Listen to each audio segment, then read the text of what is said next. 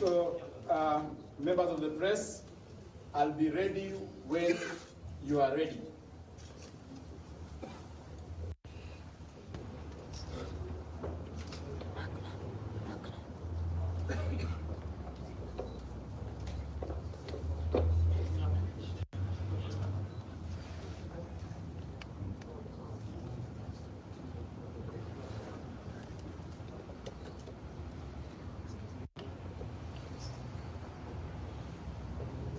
Yep, waiting for the signal.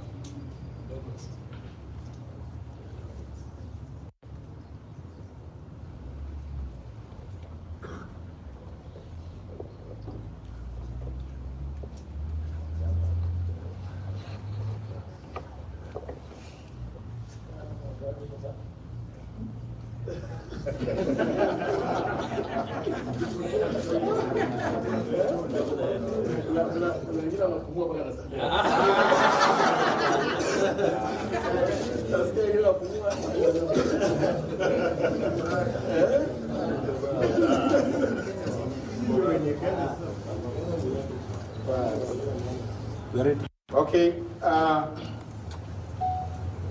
ladies and gentlemen, over the past few weeks, a series of unfortunate events surrounding the ruling party, the United Democrats, come back with a more thought-out position that is sober and devoid of emotion, bitterness, and vendetta.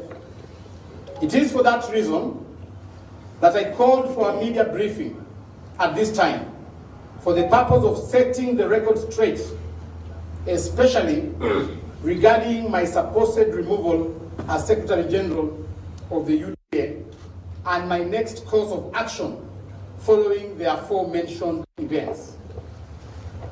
This is also in acknowledgement that my continued silence over such grave occurrences continues to cause unnecessary confusion and anxiety among my supporters and the UDA party members, while it could also be wrongfully construed as an admission of guilt.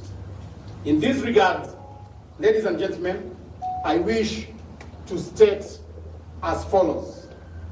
One, that as highlighted above, my alleged removal as UDA Secretary General was outright unlawful, unfair, and a sheer blatant contravention of the party constitution and laid down processes. Sadly, this coup was plotted and executed by senior party officials who are otherwise expected to protect and uphold the same constitution. Neither were any charges preferred against me in public or private to warrant and justify my removal, nor was I given an opportunity to defend myself as required by law and the rules of natural justice. I was convicted and sentenced without trial because my aggressors had nothing against me, to the extent that none of them could sign and date the statement that purportedly communicated my ouster. That this coup was plotted and orchestrated by two senior party officials alongside others within the party secretariat. These senior officials are Mrs. Cecil Barire and Mr. Kimani Ichung'wah, MP for Kikuyu constituency. That my ouster by the above officials had nothing to do with incompetence or my inability to run the UDA party, but was a well-choreographed script intended to climax with the impeachment of the Deputy President, Rigathi Gachagua. My close and inevitable working relationship with the Deputy President, who is also the UDA Deputy Party Leader, asked them, and when their concerted efforts, lobbying and coercion to set me against my Deputy Party Leader failed, I was effectively profiled and labeled as an obstacle towards their evil plots and conspiracy to have His Excellency Rigathi Gachagua impeached. It is not a coincidence, therefore, that one of the coup plotters' accomplices, Mr. Hassan Omar, was unlawfully proposed as my immediate replacement.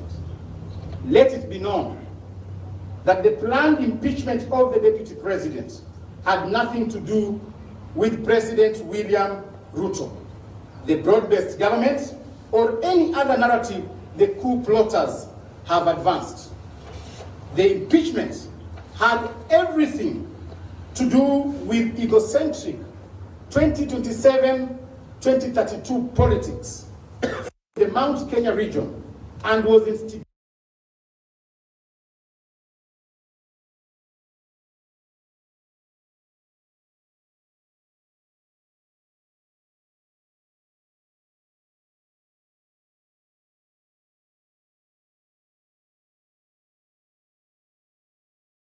William Ruto, the broad-based government, or any other narrative the coup plotters have advanced.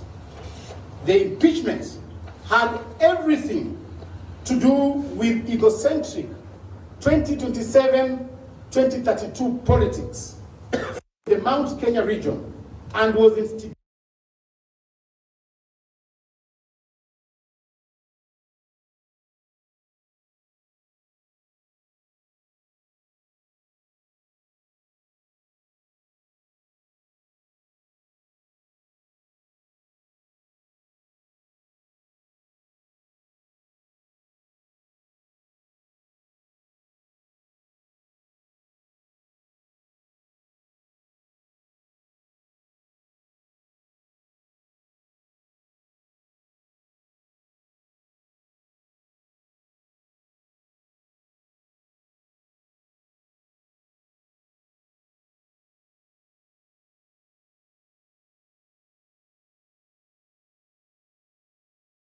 as UDA Secretary General was outright unlawful, unfair, and a sheer blatant.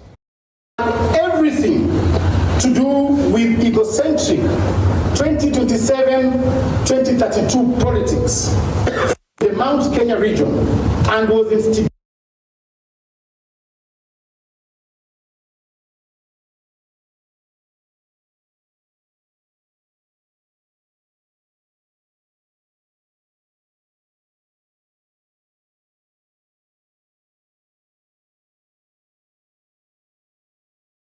but I will not hesitate to take the next move if I don't get justice from the party's internal dispute and resolution committee.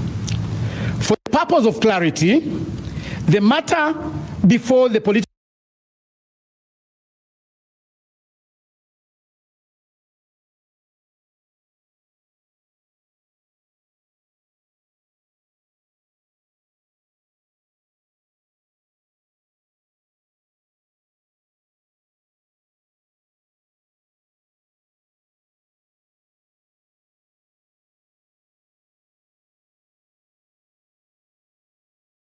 parties dispute tribunal, which I filed immediately after my supposed ouster, is for the sake of obtaining orders to stop the process of my replacement by the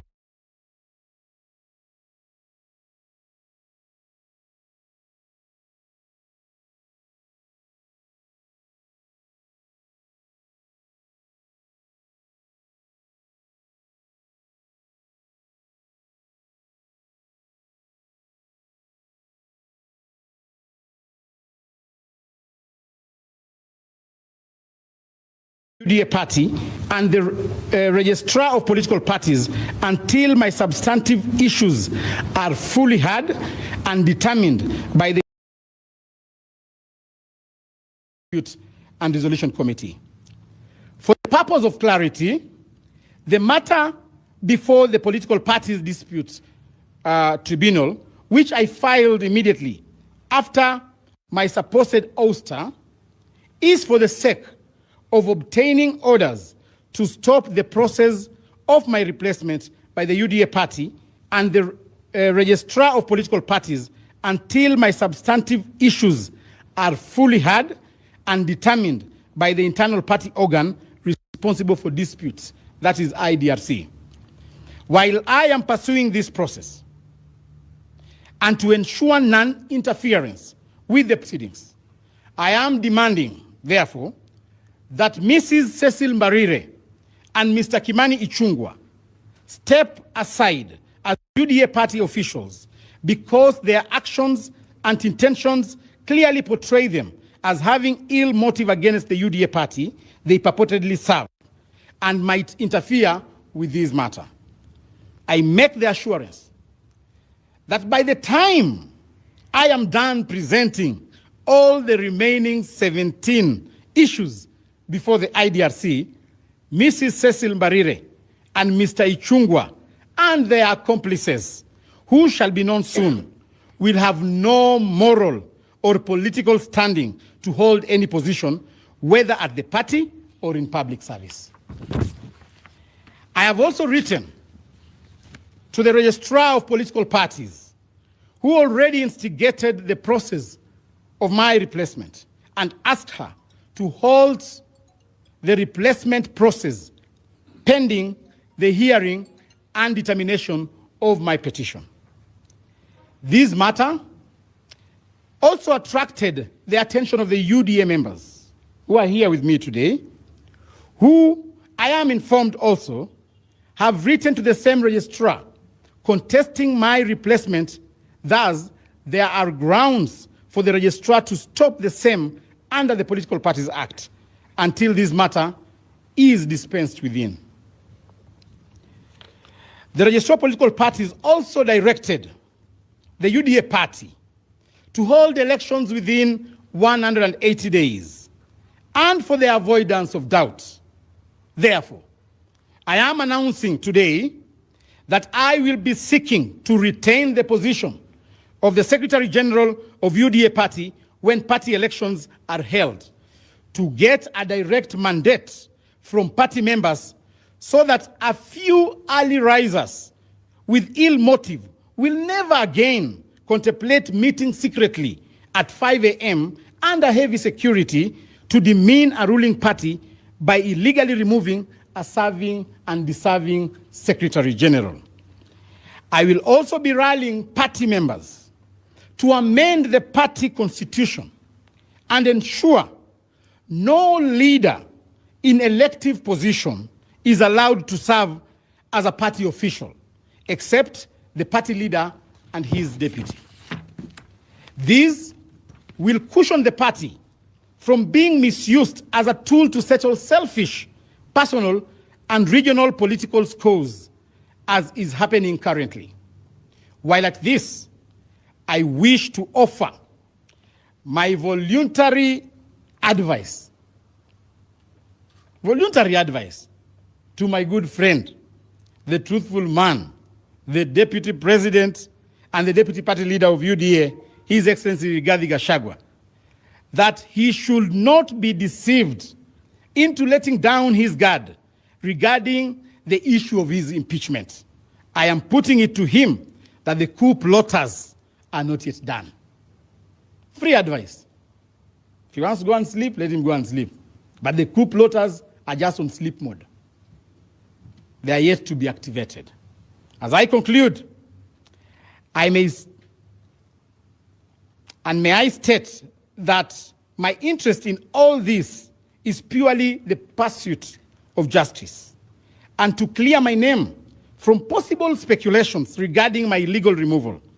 I have served diligently and obediently as Secretary General for the UDA party since I assumed office, popularized the party across the country, and grew the party by more than 3 million new members. I cannot, therefore, exit because of an illegal decision made by a handful of malicious party officials who are scared of my achievements at the party. I assure the 3 million plus members who I convinced to join the UDA party that I will not abandon them. Where they will be is where I will be. Penye wataenda ndio mimi nitaenda. Siwezi fukuzwa peke yangu.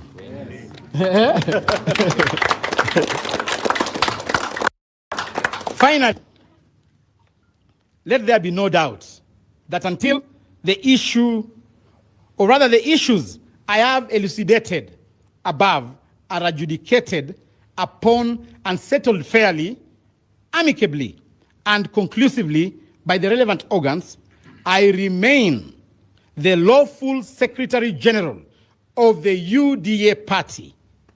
God bless UDA. God bless you. Self-explanatory. I think there's no question. Do you have any question? Good. Thank you.